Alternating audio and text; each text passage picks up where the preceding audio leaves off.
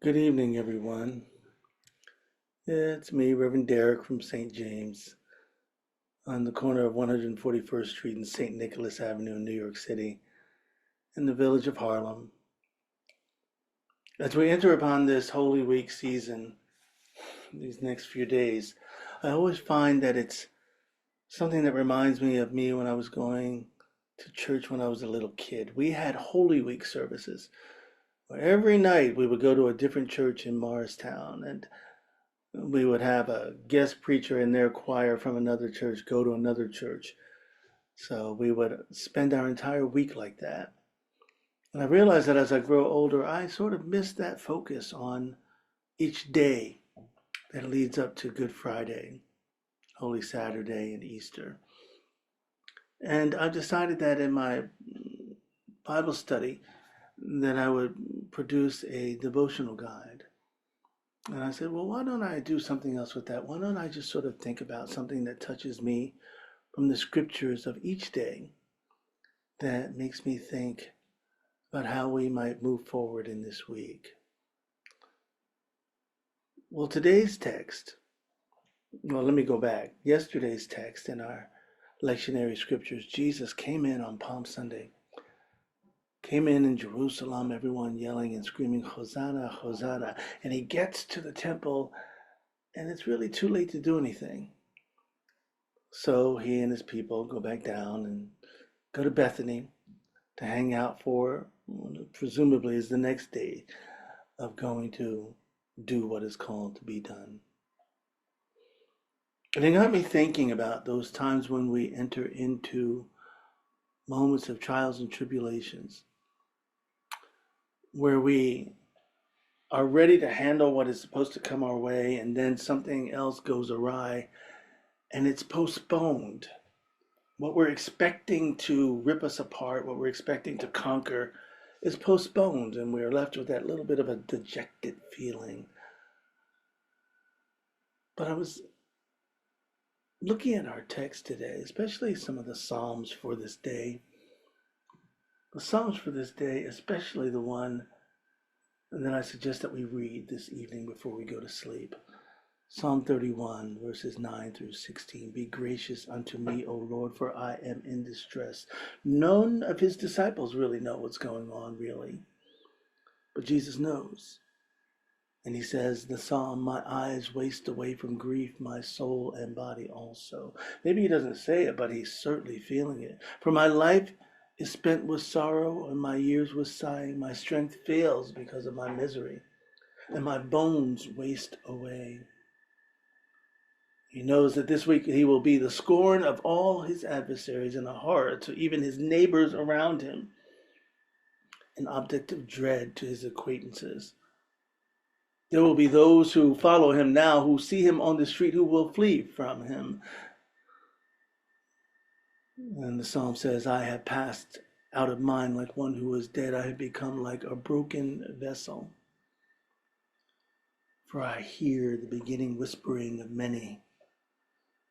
And there is terror all around as they scheme together against me, as they plot to take my life, as we know is being done in Jerusalem in our text this week.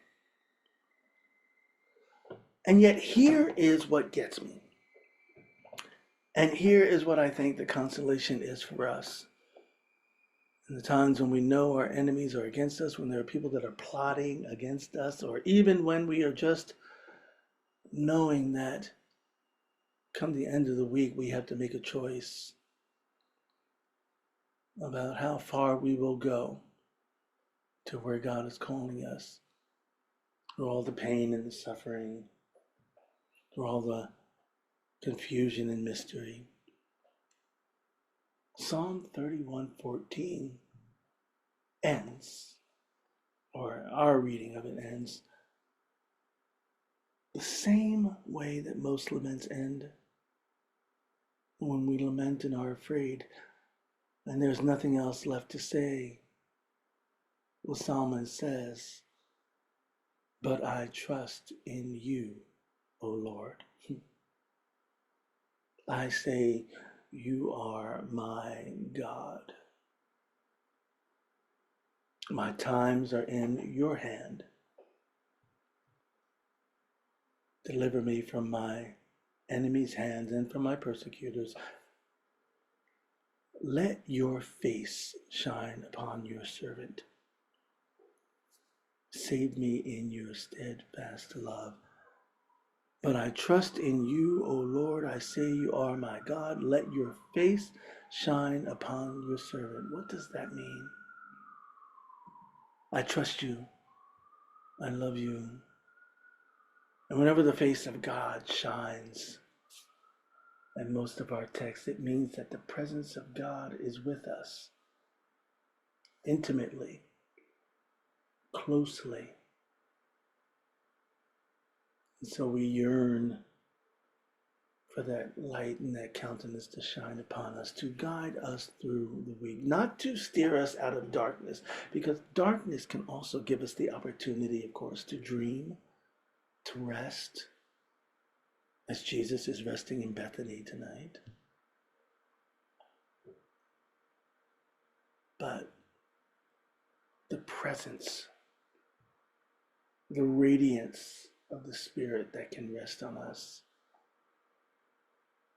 to give us faith, peace, trust. Maybe that's our prayer as we walk with Jesus through this harrowing week. Maybe that's our prayer as we walk with Jesus through all of our harrowing days and all of our days of joy. May the shine of God's countenance fall upon us, fall upon you as you go forward into times that we cannot predict. For I trust in you, O God. You are my God. May you be blessed. And I'll be back tomorrow with Tuesday's Holy Week thoughts. Blessings.